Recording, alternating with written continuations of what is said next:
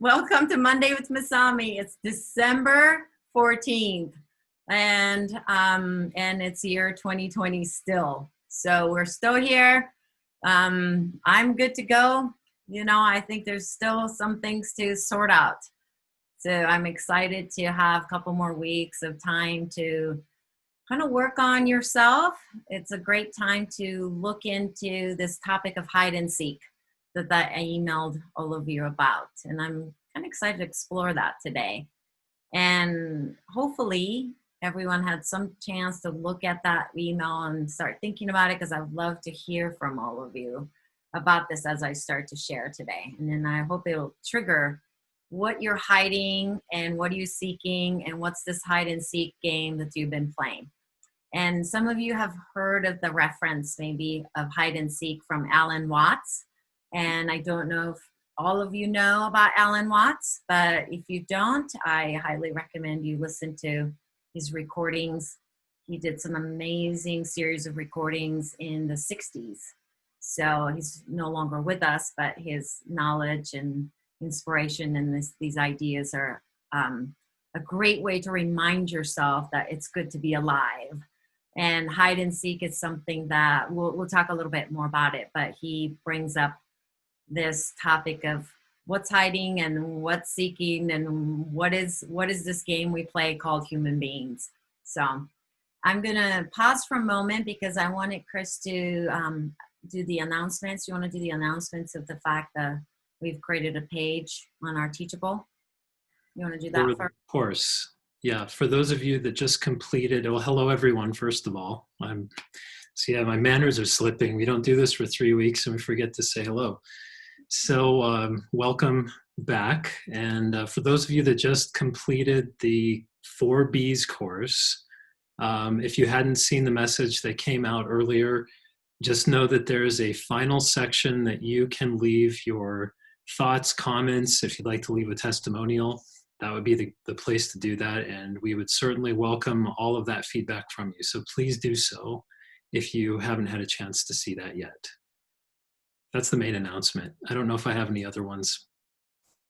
Okay, and I thought maybe it might be good to start getting a little bit grounded today. I've just been kind of working nonstop, so it'll be helpful for me too, Chris. He's gonna just get us a little bit grounded and take us through the RAIN meditation today. So RAIN, and some of you have done the RAIN before with us. And just to kind of give you a heads up, Chris is in the midst of silent retreat, and I'm putting it in the big quote, silent retreat right now at home. Generally, we do these silent retreats on our own. I usually go to my own places that I like to go to, or places that Chris will go to that he wants to, but this year we can't. So he's doing it at home. And we've been eating our meals in silence, and we try to keep our communications to just, what we need to say, or if it needs to be communicated, we will. We're really choosing our words carefully. We're not talking all the time. And he's doing it. I'm not doing it. So I'm trying to be respectful of him. So if he doesn't chime in as much today, that's why. But I thought it'll be nice for Chris to take us through the RAIN meditation. He'll be in this silent retreat for 1 week. So I just wanted to give everybody heads up, and I'm grateful that you're here, Chris. So. Well, thank you. And I think what I'd like to do is just have everybody start by, first of all, finding a place where you feel supported. And whether that's a chair or the ground or standing, whatever the posture might be for you, find a place that is going to help you settle and not be distracted. Okay, so find a position, find a place, and just a couple of quick things, because I'm going to be prompting you to notice some sensations that you may be experiencing in your body right now. So first, what I'd like you to do is just put yourself into a position that allows you to be upright. So that often will mean just a straight spine. As I mentioned before, feeling a sense of connection to the earth, either through your feet or through your seat. And then within that connection, see if you can notice a sense of alignment. For many of us, it helps to feel that slight pull through the back of our neck to elongate. It's not a forced effort, just a slight lift to the back of the neck. And now within that, just notice where your breath is. Is it high in your chest? Shallow? Quick? Is it deeper down? Slow? Longer? Just take a couple of moments to connect with that.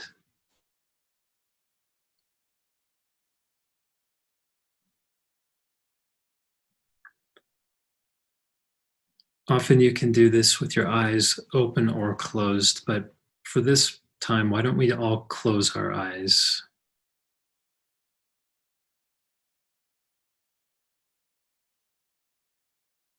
And as you're connecting with your breath, it's not uncommon to feel other sensations that are also present.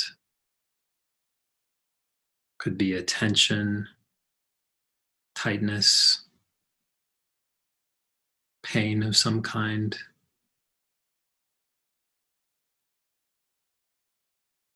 And our mind will either tend to move towards something or away from it. And the ones that give us a sense of discomfort or dislike are usually the ones we want to move away from fastest. I'm actually going to encourage you to notice one of those sensations. And again, let's keep it to something you can feel in your body rather than a thought or a memory or a worry.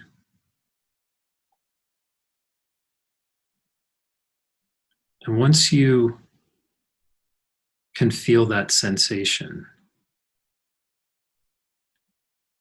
we're going to apply this process of RAIN. And RAIN is an acronym, and I'll take us through the 4 steps of RAIN. The first is just to recognize. So we're working with the sensation here. Just recognize it, acknowledge it. In a way, it's almost like making it into a character that you can interact with. So noticing that sensation and recognizing it allows some distance, allows you to meet it in a way that maybe is less judgmental or resistant than you might be automatically. And that can open to the next step in the RAIN process, which is to allow. Whatever it is you might be feeling, just let it be. Somewhere on some level, its existence is for some reason. It might be the end of a process that's playing out. It could be tugging at your attention to give you a subtle message about something you might need to take care of. But just let it be. Just allow its presence to be uninterrupted and something you don't need to turn away from or switch off. Just allowing.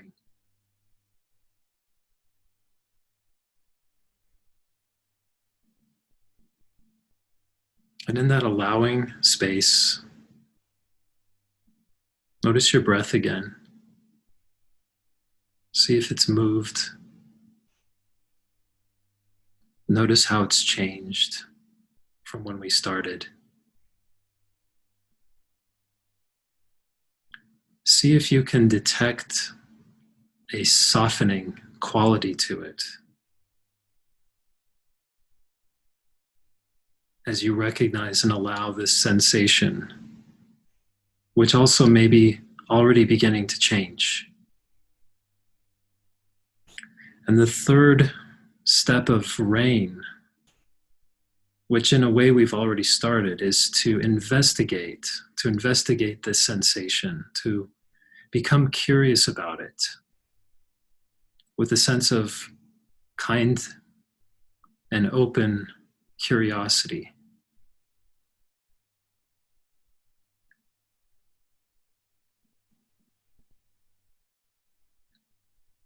In a way, this sensation has a life all to itself that will come and go.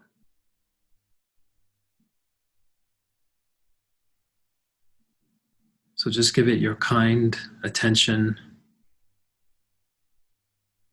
Let its presence meet the presence of your attention.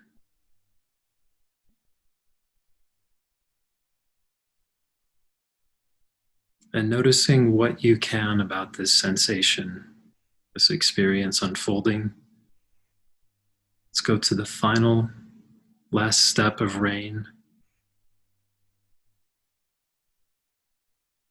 which is sometimes described as not identifying or non-identification with that sensation. In other words, you're telling yourself that it's not you. At least it's not essentially you. So if it's pain you're feeling, or a tightness or a stress, a knot in your stomach, you're able again to give it some distance and not pile another judgment onto yourself. But another way to look at the N of rain is to nurture that sensation. And I like the nurture version of this because in a way it allows you to wrap your arms around this sensation and really ask it what it needs. What is it calling for? What has been neglected that you could offer it, even if it's not your habit?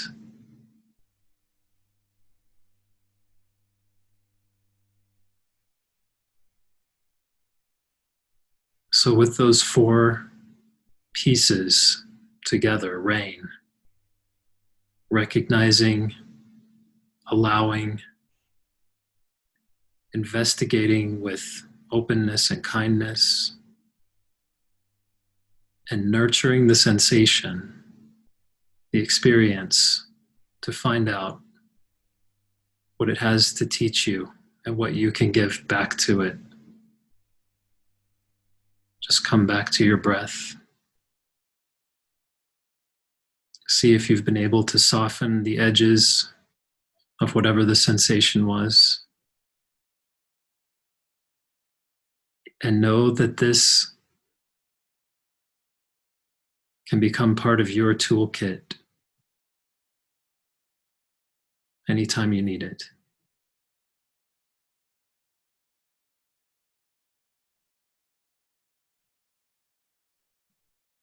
So again, let's slow down the breathing through the nose, just quietly, softly.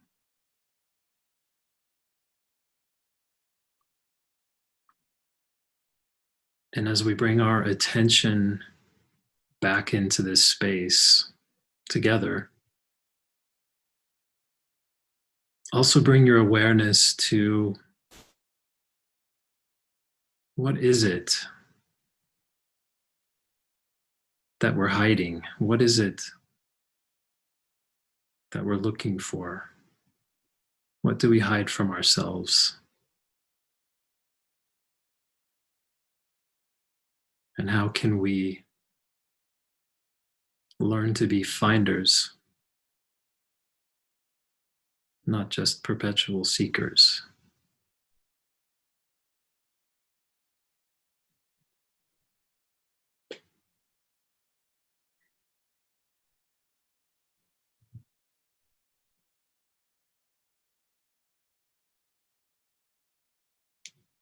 You're muted.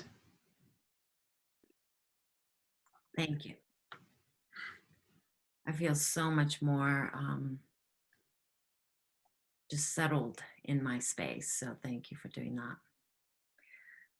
It's just been a little bit of crazy months or weeks or year.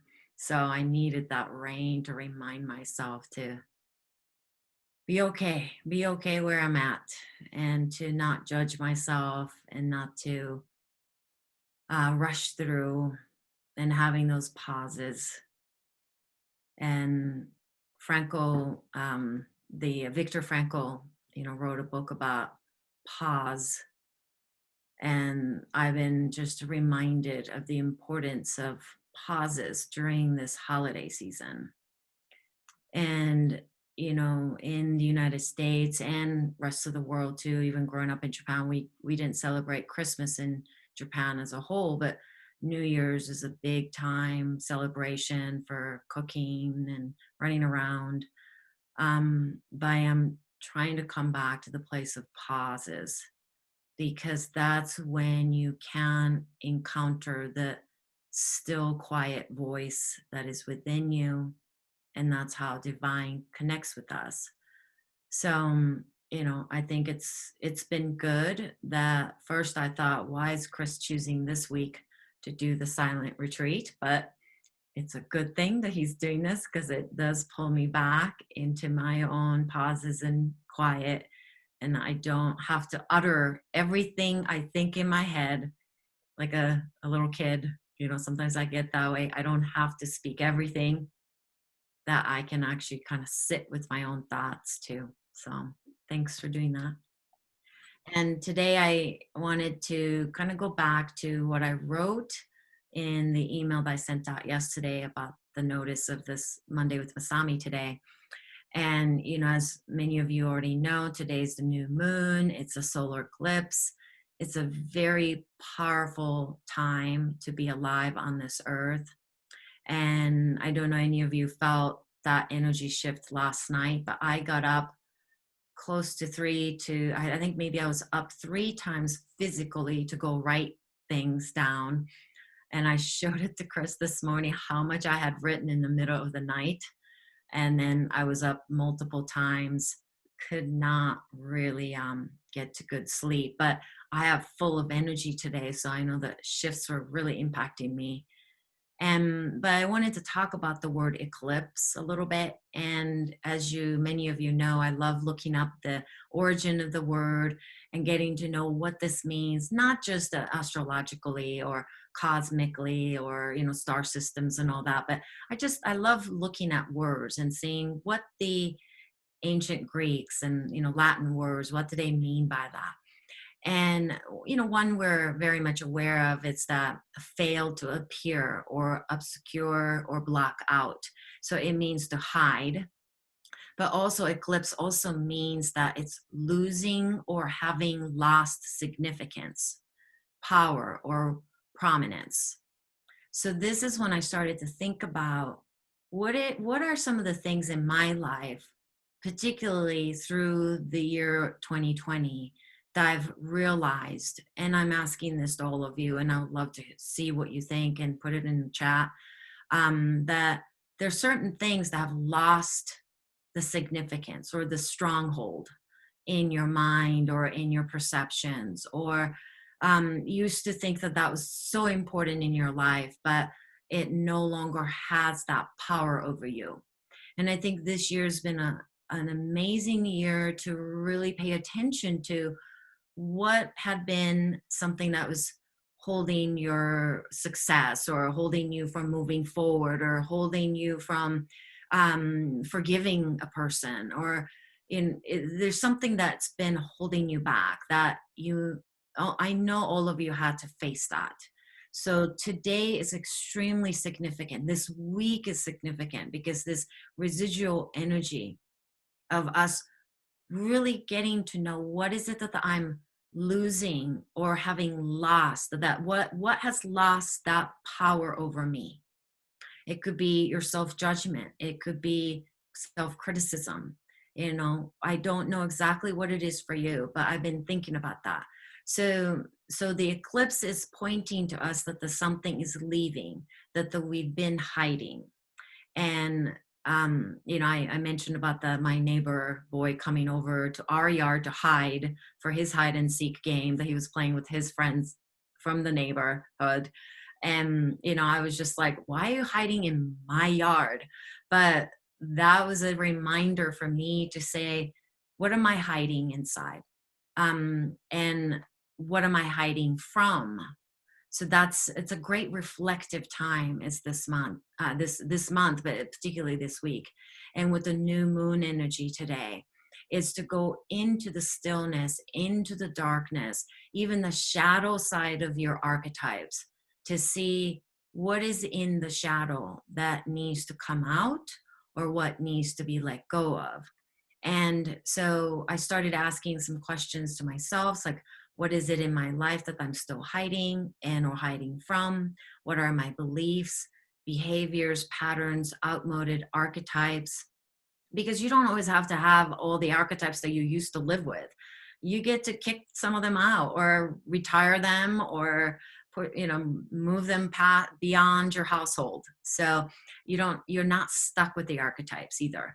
And some relationships that you may need to let go of, are you hiding behind certain relationships and lifestyle patterns that I'm hiding behind this, my own shield or household or whatever that may be. So my patterns. So that's what I want to kind of go a little bit deeper today with. And then I also said, and what is it that I'm tired of hiding and ready to leave behind, abandoning the game of hide and seek so I can participate in the game of life and be seen for truly who I am. So that's what I wrote. And feel free to start adding some of these thoughts into the chat, but I wanted to actually share a little bit. I've been revisiting some of my yoga books, and I opened The Heart of Yoga by Deskachar, and some of you might have this book. It's a well-worn book for me. And I just opened the page in just kind of randomly, feeling like I'd like to go deeper into this hide and seek. And it went into this idea about Avidya. And some of you might know the word Avidya, but it literally means incorrect comprehension, or meaning false perception or a misapprehension is what he says. And it's the opposite of correct understanding of your situation, correct understanding of what's real and what's true.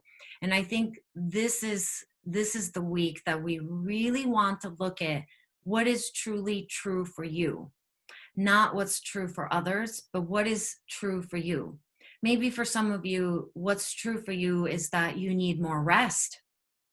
What's true for you is that you may actually need to move your bodies more. What's true for you is that you've been really needing to write this letter or send a holiday card to this friend that they haven't been in touch with. That could be the truth that you really need to face. And it could be other things, but Avidya just means incorrect comprehension. And these will cloud your perception of the world and around yourself. And there are three avidya that I wanted to talk about, because avidya basically causes us illnesses and homesickness inside our bodies, takes us away from our own inner knowing and being, and makes us really take actions based on unconsciousness. So you're not consciously involved in your actions. And then you end up responding unconsciously or reacting. So I would say unconscious responses is reactions for most of it. So you receive an email and you send out something immediately, and say, what is this? Or, and then you get that reaction. So then you react back. So there's a lot of the unconsciousness that's happening. And that's really clouding who you are, who I am, who we are as a nation, as a country, as a world. So taking a moment and looking at this from the hide and seek perspectives might be kind of interesting. So I pulled it up. And when avidya gets strong, we start to create habits and the ruts in the brain. So what fires together, wires together, and you start to do the same thing over and over. And you say to yourself, gosh, I just feel like I'm going insane. And we all know the definition of, insanity, Einstein said, right? The repeating the same thing over and over, except expecting a different result. So those habitual forming things, that's what kind of avidya means. Until you start to accept what used to be, you used to know that is not the direction you should go, but you've taken that direction so many times, you start to believe that is the norm. And we see this in health and wellness industry that we're in a lot, by people saying, well, isn't this common? Like, I see this all the time and I get this symptoms all the time. And, isn't this part of the aging? My doctor told me that I am supposed to have bone density go down, and I'm supposed to feel aches and pains, and I'm supposed to gain weight if I'm menopausal, and this and this and that. And we think because it's commonly repeated and commonly seen that we start to see that as norm. That's the avidya that the Yoga Sutra is talking about, and this Kachar in the book is talking about. So I'll go through three, and then briefly, I would love for you to just kind of write it down, think about it. You may not have the answers or thoughts right away, and that's okay. Because we're going to continue this concept of hide and seek and the looking at the shadow side of the archetypes into the next week, because solstice is next week as well. So first is mainly about, we call it in Yoga Sutra, it's more ego. But what this means is that you feel like I am better than everybody else. So I have to be better than other people, or I have to be perfect at it. I cannot make any mistakes. I need to behave this way around my family. Or I know that I am right, and, I am better than you. Or, the way other political parties think must be, below me, and I don't understand it because I can't even comprehend it, that kind of answers, and I'm so right. That's the first branch of avidya. And the second branch of avidya again literally means incorrect comprehension, okay? That creates habits in our brains and in our behaviors. Second one is attachments, and it's making demands, but it tends to go to the place of we want something today and I want it now. So like, just go back to, maybe some of you are not like this, but I can remember, the time that when Amazon started to ship things for free for Prime, and used to take a week or so. And now, they're like 2-day shipping. And then there's an overnight shipping, and there's a same day shipping. And then you start to hear like, oh, this one is not same day, so I'm not going to order it. Or, oh my God, this is going to take a week to get there, or get here. I mean, so I just want you to kind of pause. And if you have those thoughts that I have had, I'm not down to the same day shipping thing yet. Okay. I'm okay. I can wait for 2 days. But if something says, oh, this is going to take more than a week, I'm like, well, I'm paying for Prime, so I go into that mode. So that is the second avidya that I'm dealing with, which is the attachments. I want certain things to work this way, and I want things to show up this way because I have created it in my mind to unfold in that particular way, right? Or, I work with clients and we don't understand that the body's unfolding. So it's not always a fun journey to take care of yourself. But when you start to take care of yourself, it's not like your graph gets better and better and better and you just get healthier and healthier and healthier forever. No, there will be bumps. There will be dark night of the soul that you'll have to go through.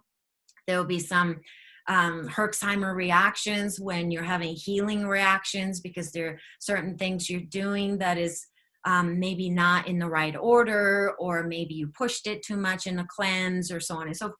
So, but then we get attached. It's like, if I work with you, the outcome must be always better. So, maybe you have those attachment. We all do. So paying attention to that. And sometimes we see the second avidya show up in people that would say, well, I did this cleanse last year and it worked beautifully, so it must work this year too. And that's an attachment too. Or I used to take these kind of supplements and it was wonderful for this type of X, Y, and Z, so it must work for me now. And you continuously take the same thing, thinking that because it worked once, it will work again. That's also an attachment. And I see attachments around alcohol, and I see attachments around sugar and gluten. It's not uncommon for clients to ask me, well, I did fine with wine during the holidays, maybe last year, so I think it'll be fine this year too. But in the meantime, that person might be showing a lot of liver congestions, biofluid that is sluggish, getting a lot of headaches, but you just can't seem to let go of the holiday drinking or holiday sugar and say, well, it's the holidays. So the second avidya is a big one for most of us because the holidays come with set menus, set ideologies, set way of doing, repeating things. So the habitual things will come up amongst yourself, but your families, but you're in your own mind also. The holiday must look like this. And this year is a tough one because we're all having a very different holiday than we've ever had, probably in years. So paying attention to that would be great. And then still in the second avidya, goes to another interesting side. It's the side that what we don't have enough of is where you start to go. We want to keep what we are asked to give away. So you might say, I don't have enough of that, so I can't give away. There's maybe I always did some charity work or volunteers, but this year I just don't have the time or the energy or the finances to support that. Or so you may go down that road of not enough, and that's also avidya. So, and it is a real thing because particularly in the United States, there's so many of us that are out of work, and so many of us that are wanting to work, but the restaurants are closing and gig economy is going, closing down and so on and so forth. So there is a truth to that. And at the same time, you want to pause and say, can I stand in a place of I'm enough? So I don't have enough will show up not just in your outside actions, but towards your inner self. It's like, I don't have enough talent to do what she does. I don't have enough education to go for something. I don't have enough courage to put myself out there. And, many of you know that I didn't put myself out there for decades. And I needed to look at this second avidya to really work on what is it that I'm so afraid of, that it's stemming from not enough. And the third one, the last one, is the kind of the opposite of the second Avidya that I just talked about, or it's the same coin but goes to the other side. And it's a sense of refusal. So it's rejecting things immediately. Before anybody has a chance to tell you about it, you'll say, oh, no, no, no, I don't want to hear about that. Or rejecting, or you're afraid of group of people or group of or thoughts or information that is not familiar to you. I experienced a lot of this when I came to this country, when I first moved to Minnesota. And there was so much kind of like a fear around the foods that I grew up with. And there was a lot of making fun of the foods that I ate. And they would say, yeah, you eat seaweeds, right? Those weeds. And, just kind of like a complete rejection and ridicule that I found it interesting and annoying at the same time, because, well, there are millions of people that eat different ways and think differently. And, they're still beautiful human beings. So we are experiencing this, particularly in the United States, on the political level of that rejecting things which we are not familiar with, or rejecting things that we don't understand. And not knowing is one of the hardest things for the ego mind to go along with, because the ego mind would love to know what it is so that it can calm down. So when you don't know, your mind will throw a tantrum. And so it shows up on your third avidya by saying refusing to listen to the other parties, or refusing to listen to other people's opinions, and, refusing to even maybe participate in discussions. And also the third one goes with afraid of repeating difficult things, like afraid to, so you basically reject it. You don't even try it. I have a friend that had a really bad relationship in his 20s, and this is decades ago, literally decades ago, half a century ago. He had a terrible relationship that, he was really hurt by it. And to this day, that hurt carries on in his cellular memory, that he has completely rejected any kind of relationships. He's afraid to put himself out there that way. So maybe they've been, some failures in your business, work, or even you've written books and you received rejections, and, saying, no, we're not accepting your work or whatever. And that made you maybe shut down. And that can actually become your avidya. And so, not knowing is one, not understanding, and then also failure and rejection is a big one. And I'm sorry I said that was the last one, but there's a fourth one. So fourth one is fear. And, holidays, I think, brings up a lot of fear too, and end of the year also. But it's kind of it's a secretive side of who we are, that we hold fear. The uncertainty is a big one for us to feel like your perception gets clouded, because fear means, again, it's uncertainty. You don't know what's coming. There are doubts about future and current situation, and you end up judging it negatively because you don't understand it. So you start to develop, refusal to understand them, but you also start to fear what you don't understand. So you start to fear people, cultures, different way of thinking as something to be afraid of. So that's the fourth avidya. And then in our health industry, the clients that I work with, there's a lot of fear around diagnosis, illnesses, and growing old. And it's this idea of that, and in particular in December, particularly in the United States, it's the end of the insurance cycle. So a lot of my clients go see the doctors to get checkups. And by the time they see me and we talk, they're riddled with fear, because they've been told that your bone density has come down, you don't have enough vitamin D, you're having, X, Y, and Z, and you need to come back and get this looked at, or we're going to do a colonoscopy and we're going to take the biopsies. And so there's a lot of fear around unknown. And so how do we work with that? How do we come back to that moment and be the most caring person that you can be for yourself? And I think this is when like the rain practice becomes really important. And this last Avidya makes me kind of get kind of interested in this time of the year with our obsession around predictions. We love to predict, and I've done predictions as well. And, I have looked into a lot of those things over time, but I have to say, this is the first year that I am not that interested in it. I'm very much interested in this moment.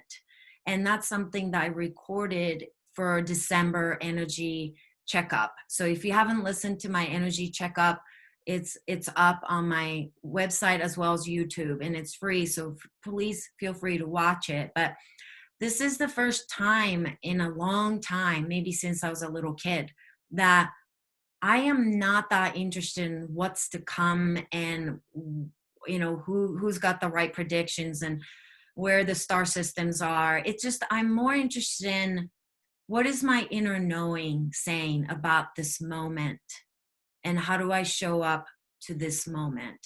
So those are a couple of the things I wanted to share about 4 Avidyas. And I'm going to pass it a little bit to Chris, because we wanted to also talk about, I'm sure you have thoughts about this, and I'll look at the chats, but this is the time of the year that the dark shadow side of our family archetypes come up. Whether you see your family or not, you will still play out the shadow side.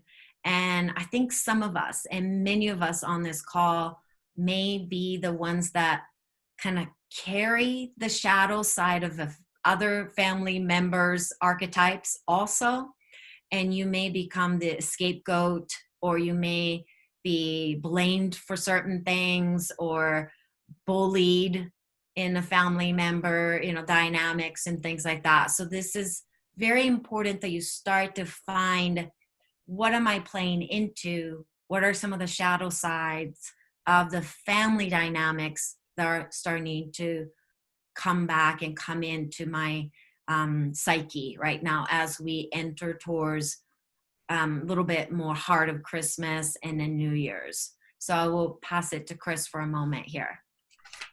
Before I jump to that topic, I wanted to say that this topic of avidya from I mean, we could use other words for it too, but this is a really important topic just to grasp and apply to your life at any time, because this whole thing, if avidya really is the opposite of seeing and understanding things for what they are, I'm just rephrasing that ah sound in the old Sanskrit words means basically not, or un in English, so it's the not seeing.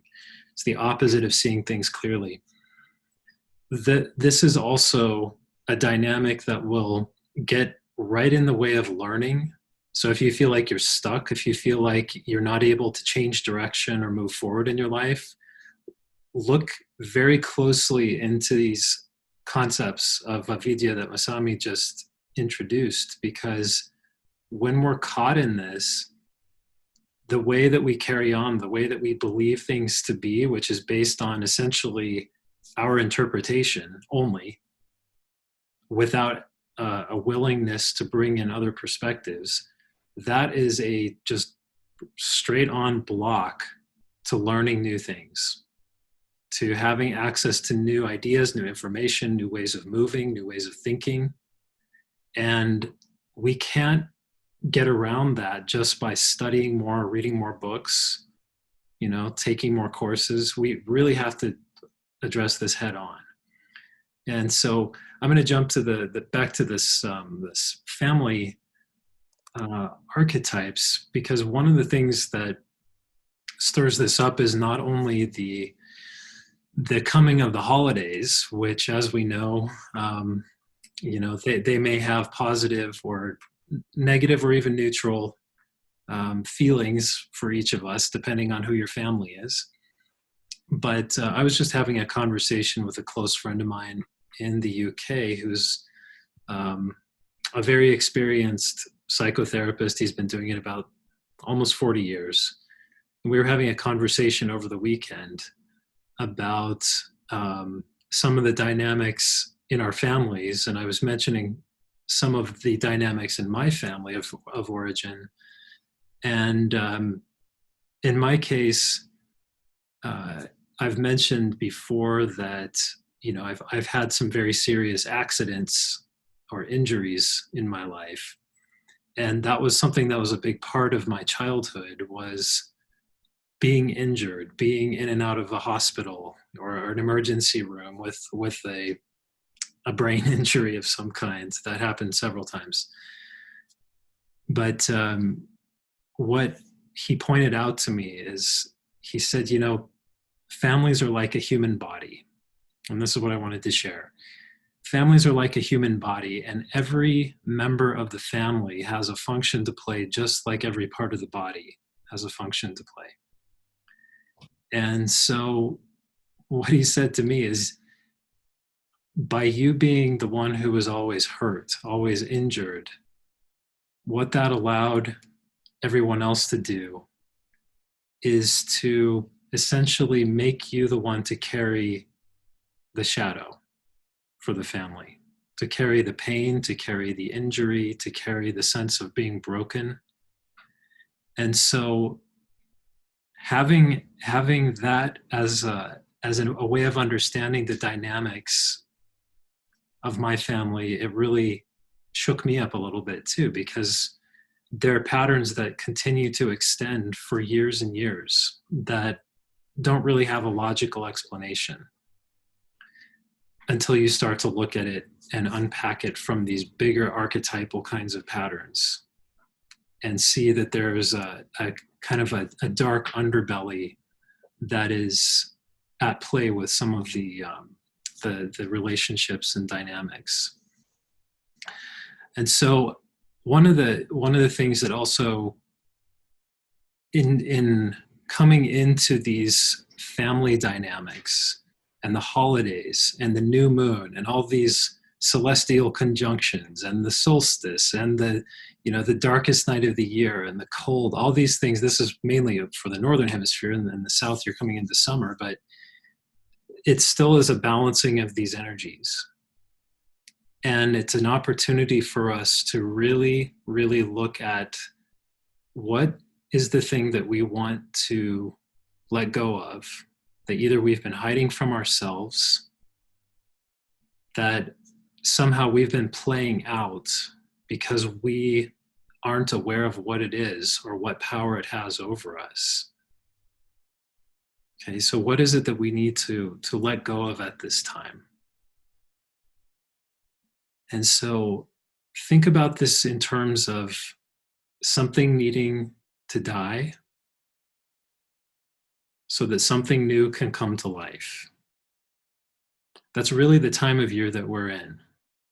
Metaphorically, seasonally, we're coming to the time of the end, the death, the dark. And it's this time that allows us for this very, very rich and powerful opportunity to reflect on what it is that needs to come alive. So I encourage you to really think about this right now and just take a moment to feel what that could be for you. And that in that conversation around Avidya, that fear that Masami was talking about, the root of that fear is death itself. It's the fear that I am not going to exist at some point.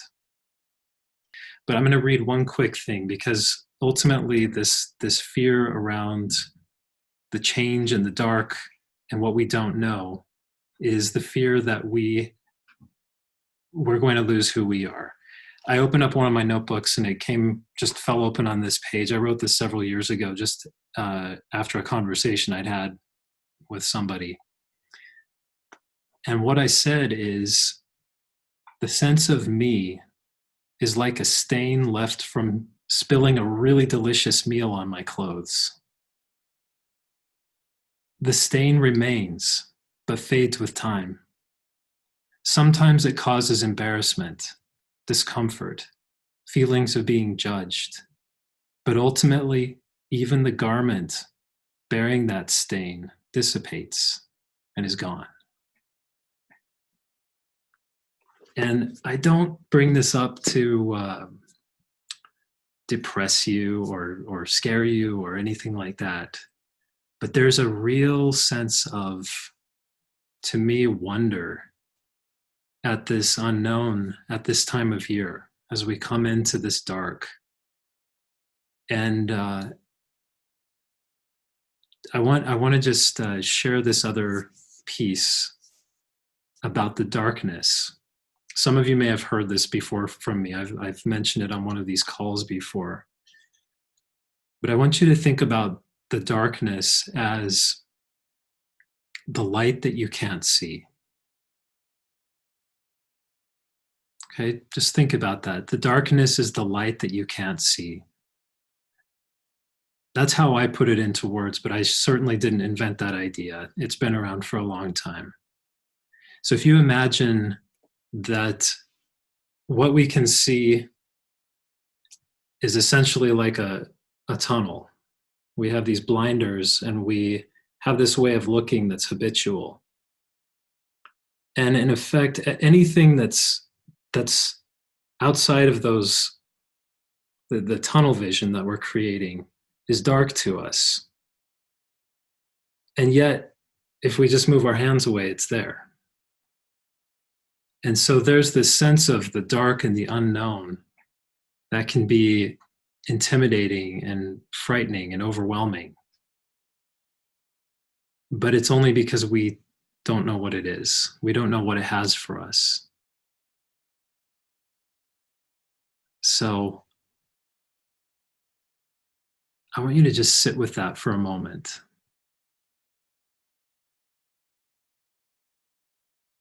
What is that for you?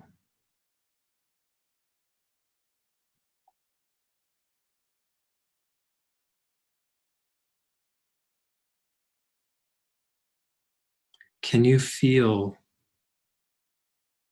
something that is reaching toward you from your darkness? Something that you may not know yet. And in not knowing what it is, you might tend to close off to it.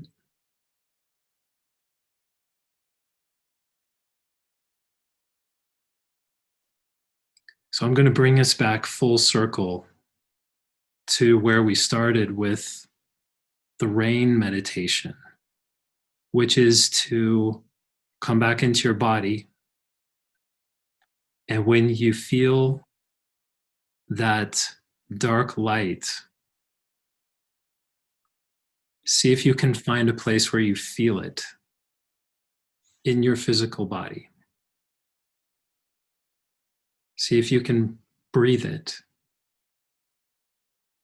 You don't have to understand it in words, but you can be it. And I'll hand it back to Masami.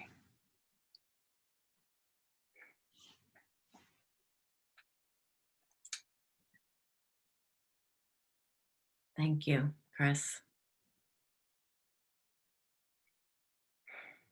That deserves a little bit of pause after that, I think.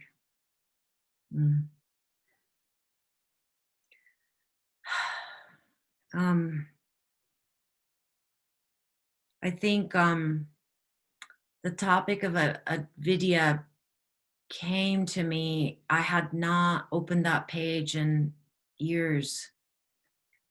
And it was very important that I shared this with all of you because we need to deactivate some of the charges that we've been feeling this year. Psychic charges, emotional charges, just like a live wire getting shocked, you know. It's been nerve-wracking, you know. It just feels very exhausting at times. So, and we need to deactivate that so that we can come back into this holiday season knowing that you are the conduit of grace, that you're here to channel grace. And you know, grace is one of my favorite words, and I just had a client named Grace also, and I love that. It's not something that I want to describe, and then no need for me to describe what grace is, because I think it's very individual. But we're all meant to tap into that grace and be the conduit for that. But also you want to realize that this charged energy, most of your family members have not worked through. So they are charged and they haven't released them. So what I would like for you to prepare for the holidays is to make sure you don't get zapped by that again. And if you do, you have a grounding cord so you don't end up zapping yourself every time you encounter old patterns and get pulled back into that. And that this year, if you could not react, but just take the slow breath for a moment and respond, I think it'd be not only helpful for others, but for your inner healing, because it's been a very exhausting and amazing, at the same time, amazing year. But that took a lot of energy out of us also. And last thing that I wanted to comment, I had a note on, was about not just the shadow side of your immediate family members or maybe close friends or even your own shadow side of the archetypes, but their ancestral shadow side that I've been encountering a lot with a lot of my clients this month. Unbelievably potent. I have never encountered this many ancestral energies coming into all my sessions with my clients. And I feel like my office is full of ancestors of the clients I work with. And I clearly say, yes, you can enter, no, you can't. And I'm very clear about my boundaries. But I was talking to one of my clients the other day, and she was telling me how exhausted she had been. And I had been working on her energy for several weeks. And it's probably almost a month we've been working on it. And as I was speaking to her, I started to notice that there are these ancestors that were coming into her realm, asking her to resolve their unresolved issues that they went to the next world with.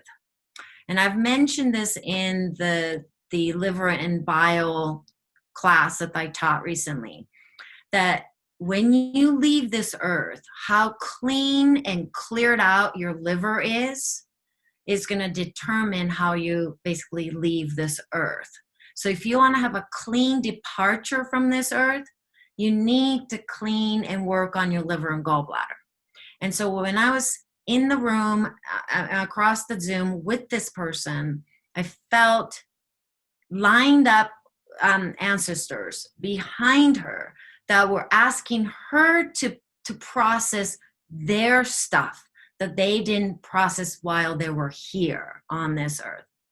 So I asked her that this is really dragging her energy down, and that she's been working on clearing the energy right now and with the family and friends and her past stuff, but she had not worked on these other ancestors. So she did this that same night. She asked and said, "You shall not come in through me to process your stuff." And she had an incredible experience that she wrote to me about. And she was able to basically vibrationally remove these things, and she felt the release that came over her, and she had a beautiful clearing that night, and she woke up feeling amazing that she wasn't needing to take care of her grandmothers and great grandmothers and great family members stuff this time in her life. And sometimes this happens, and I'm seeing this more and more this year for some reason. So please take a moment and really be clear with this multidimensional stuff that is really in the air right now. I think it's because we're so supercharged, okay, that they are finding the way. They don't mean, most of them have no ill feelings towards you. They just feel like you're is a flagship store kind of thing, you know, you're the ones that carrying the flag, the torch. So I told her, I said, no more carrying the torch for everybody else. And you can forget the torch. You need to put that aside and start working on yourself and focus in on you. So I hope that makes sense. I hope I'm making sense, because it was pretty amazing. I said to her, enough with ancestral clearing for them. And you, once and for all, clear it, done. That's not yours to take. So she can focus on her energy here. Because we have only a set amount of energy, you know, per day that we are allocated and have. It's not an endless amount, everyone. We really need to be careful how we allocate our prana, our life force. So you get to choose. You get to choose where you want to allocate them. So I just wanted to mention that also, as we carry families' shadow archetypes, we might be still having to process, because you might be the chosen one from the ancestral standpoint. They might have chosen you to process their crap. So you might want to say, I don't have it in me, and that's not my job. And you can do this from a very loving and respectful place. So it just was coming up so much this month. I wanted to mention that to you. Okay. So, and Joe said, how do you know if ancestral clearing won't clear her own stuff? So she was basically being asked to clear everybody else's. And that's what I heard from them. That's why I pointed it out. And she didn't ever think that way. She thought she just needed to clear them. What she needed to do was to be very specific and say, this is not mine to clear. That was yours that you should have cleared. And then it's not mine to carry forward. Because she was so wiped out from this whole process of having to clear generations and generations and generations of things. And intergenerational trauma is a real thing. But at the same time, you have a finite energy in you. So you get to choose. You're in charge of this. So as much as you love them, as much as you care for them, as much as you respected where you come from, you still need to choose your life this time. And this is the most important time in your history, is to exist here now. So be here now, like Ram Dass said, be here now. So just wanted to say that. I hope that made sense in some, okay, good. Yay. Theresa says, yes, so that's good. Thank you so much for speaking to us about the ancestral piece. Yeah, right. I think I can try and do that as well. Yes. And you can do it very kindly. You can light the candle, be respectful, but they also need to know that you respect you enough to put a boundaries around that. Okay. It's not yours to solve, because I'm seeing way too many of this. This isn't just a single case. And I thought this is strange. And I do think because of the kind of this activated, charged up energy that we've been living in this year, that's making us a little bit vulnerable, you know, and also accessible, you know. So it's not good or bad. It's just accessible by them. Okay, so you need to just kind of deactivate that, realign yourself, take time for yourself, make pauses. And if that's making you exhausted, which are happening to a lot of us, then you say it before you go to bed. I am not here to solve your issues during my sleep. My sleep is for my glymphatic system. My sleep is for me to dream in my time, and it's my time to download what I'm here to download. Okay, you had your chance. This is my time. Okay, so I hope that kind of funny and fun and inspirational way you can draw that line, because I think there's some element of that is we're experiencing. So, okay. Chris, you have anything else that you saw in the chat? I just noticed what Deborah posted up just a second ago about letting go of distractions like online and computer that keep me caught in a repetitive loop. With awareness, choose differently and purposefully. That will then open space to move deeply, listen, and move in the direction Spirit is guiding me. I appreciate the meditation and the Avidya. And just remember that in this hide and seek, we will probably have to talk more about this at some point. Well, we're going to talk a little bit more next week. Yeah. And I'd like to give everybody a little bit of homework, is to go revisit the Avidya again, those 4 things. And if you could just take time to write those down, when do they show up? I gave you some of my examples and some of the, over the years working with clients examples too. But if you could just kind of write them down, become aware of what is it that keep you stuck? Because if you are not aware of your Avidya, the cosmic flow cannot come through, right? So it's all about how do we create the flow so you become the conduit for the grace, right? All right. Sorry, Chris. Yeah. Just one last comment from me, which is this retreat that I'm in right now. Something that's really been noticeable for me is in having it enforced that I have to slow down. I don't normally either have the thought or the time or the means to sit for 6 30-minute sessions every day. And so now that I'm doing that through this week, it's really showing me a lot about, first of all, how tired I am. And when we don't take the time to slow down and really listen to what's truly going on inside of us, whether it's physical or emotional or psychological, whatever it might be, if we don't give ourselves that space and the stillness to slow down, quiet down, we really can't hear the messages that are coming for us. And that's a really key thing. That's another reason why this time of year is so important, because everything around us, everything in our world is saying, slow down, quiet down, appreciate the darkness of the unknown that's ahead of you, and trust and have faith that there is new life on the other side of it.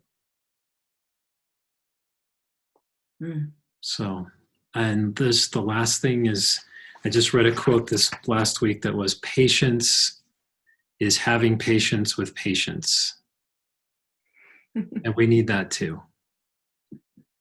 So, and I know we keep saying this is the last thing, and I'm glad that you brought up about the exhaustion, Chris. I think a lot of us are very exhausted from this year. And some of us are exhausted from life in general. But the Avidya will keep you going. Because number one, your ego will say, you know what? I should never be tired. I'm better than that. I never need to rest. So that'll be the first Avidya, right? It's like, I know when I'm tired. Leave me alone. You don't need to tell me about that. The second one is the attachments, right? It's basically saying, no, I was tired before, but I could get things done. So I should be able to get things done this time also. So that'll be the second Avidya around exhaustion. And then the next one will be, it's like, or the not enough will be, well, I don't have enough time to be resting anyway. So what are you telling me to rest for? Be quiet, body. Don't tell me to rest. Okay. And then the third one is the refusal. It's basically, we're afraid. We're afraid that if we decide to rest, oh my gosh, what's going to happen? Do you think you'll ever wake up? You might be like, oh my God, I'll be napping till December 31st. I may never get anything done. So there's this, refusal to listen to it, right? Because you don't want to fail. You want to have the best holiday ever or whatever, so I'm going to do the best I can. I'm afraid if I don't show up to these things, and if I don't send the Christmas cards this time, people are going to think less of me, whatever, fill the blank. So that's the refusal to listen to yourself. And the third one is the fear. It's basically, if I slow down, then I'm going to judge myself negatively. And if I slow down, I'm afraid that I will know how exhausted I have been. And because part of me knows that I'm exhausted, and that, fear of missing out, right? FOMO. And I can't slow down because I can't let other people know about my dark secret that I'm wiped out. Okay. So, there's a video that shows up in a lot of different things, but we don't know how tired we are till we actually start to listen and start to address it and start to respect our inner quiet voice. Then that, oh my gosh, I've been going.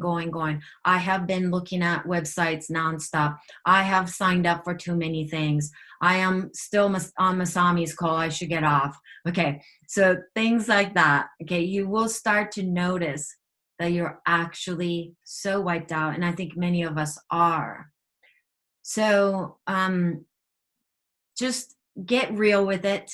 Come out of the hiding. Okay. Be found out. Be found out that you're exhausted. All right. Nothing's going to hurt you because the hide and seek game is what we're playing. And the whole point of hide and seek is to be found out. So the next person can hide and the game goes on. Right. So come out of behind the trees, come out of the, being behind the bushes, and come out of hiding and let the world know that you need your rest. Let the world know that you are taking care of you instead of continuing to hide that part of you that requires your love the most. Okay. So that's all I have for you guys. And thank you. And then we'll see you. We'll continue with this theme a little bit more next week. And hopefully we'll go into a little bit more archetypes and things as well. Okay. Thank you, everyone. Bye.